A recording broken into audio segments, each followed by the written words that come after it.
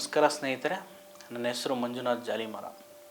ಇವತ್ತು ಝೀರೋಯಿಂದ ಹೀರೋ ಆದ ಒಬ್ಬ ವ್ಯಕ್ತಿ ಬಗ್ಗೆ ಮಾತಾಡೋಣ. ಅವನು ಕೇವಲ 10ನೇ ತರಗತಿ ಮಾತ್ರ ಪಾಸ್ ಆಗಿದ್ದ. 4,000ಕ್ಕೆ ಪುಣೆಯಲ್ಲಿ ಒಂದು ಕಂಪ್ನಿಯಲ್ಲಿ ಕೆಲಸ ಮಾಡ್ತಿದ್ದ. ಅಂದಾಗೆ ಇವನ ಹೆಸರು ದಾದಾ ಸಾಹೇಬ್ ಭಗತ್ ಅಂತ.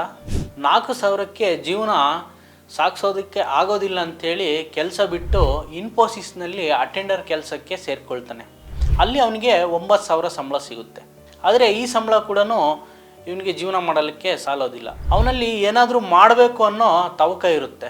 ಅವನು ಅಟೆಂಡರಾಗಿ ಕೆಲಸಕ್ಕೆ ಸೇರಿರ್ತೇನಲ್ಲ, ಒಂದು ದಿನ ಯೋಚನೆ ಮಾಡ್ತಾನೆ. ಇನ್ಫೋಸಿಸ್ನಲ್ಲಿ ಕಂಪ್ಯೂಟರ್ ಕೆಲಸ ಮಾಡ್ತಿರ್ತಾರಲ್ಲ, ಅವರು ಅದನ್ನು ನೋಡಿ ನಾನು ಈ ಥರ ಕಂಪ್ಯೂಟರ್ ಕೆಲಸ ಮಾಡಬೇಕಲ್ಲ ಅಂದ್ಕೊಂಡು ಅವ್ರ ಹತ್ರ ಹೋಗಿ ಕೇಳ್ತಾನೆ. ಅವರು ನೀನು ಬರೀ SLC ಓದಿದ್ಯಾ, ಇಲ್ಲಿ ಸೇರಿಸ್ಕೊಳ್ಳೋದಿಲ್ಲ ಅಂತ ಹೇಳ್ತಾರೆ.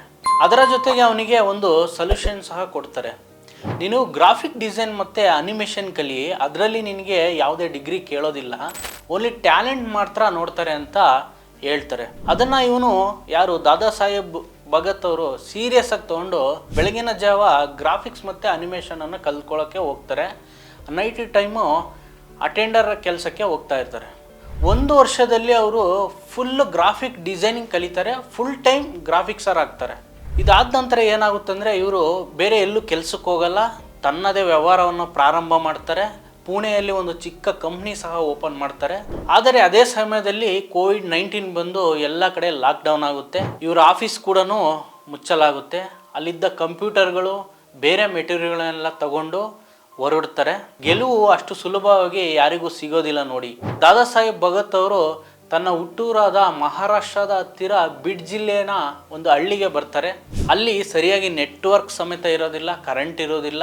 ತನ್ನ ಮನೆಯ ಸಮೀಪದಲ್ಲಿ ಒಂದು ಬೆಟ್ಟ ಇರುತ್ತೆ. ಆ ಬೆಟ್ಟದ ಮೇಲೆ ಒಂದು ದನದ ಶೆಡ್ ಇರುತ್ತೆ. ಅಲ್ಲಿಗೆ 4 ಕಂಪ್ಯೂಟರ್, ತನ್ನ 3 ಜನ ಸಿಬ್ಬಂದಿಯೊಂದಿಗೆ ಹೋಗಿ ಅಲ್ಲೊಂದು ಆಫೀಸ್ ಥರ ಟೆಂಟ್ ಥರ ಕಟ್ಕೊಂಡು ಕೆಲಸ ಸ್ಟಾರ್ಟ್ ಮಾಡ್ತಾರೆ. ನಮಗೆ ವಿಡಿಯೋ ಎಡಿಟಿಂಗ್ ಯಾವ್ದಾದ್ರು ಟೆಂಪ್ಲೇಟ್ಸ್ ಬೇಕಾದಾಗ ಫಾರಿನ್ ಕಂಪ್ನಿಗಳನ್ನು ಅವಲಂಬಿಸಿದ್ವಿ.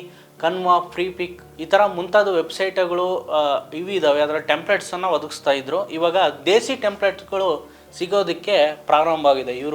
ಇವರು ಡಿಸೈನಿಂಗ್ ಟೆಂಪ್ಲೇಟ್ ಅಂತ ಒಂದು ಕಂಪ್ನಿನ ಶುರು ಮಾಡ್ತಾರೆ.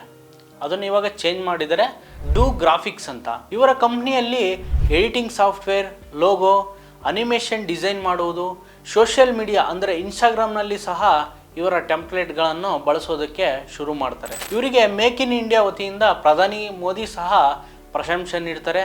ಇವರು ಶಾರ್ಕ್ ಟ್ಯಾಂಕ್ ಬಂಡ್ ಅನ್ನೋ ಪ್ರೋಗ್ರಾಮ್ಗೆ ವಿಸಿಟ್ ಮಾಡ್ತಾರೆ. ಅಲ್ಲಿ ಅವರು ಅಮನ್ ಗುಪ್ತಾ ಅವರು ಇವರ ಕಂಪನಿಗೆ 1 ಕೋಟಿ ಇನ್ವೆಸ್ಟ್ ಮಾಡ್ತಾರೆ.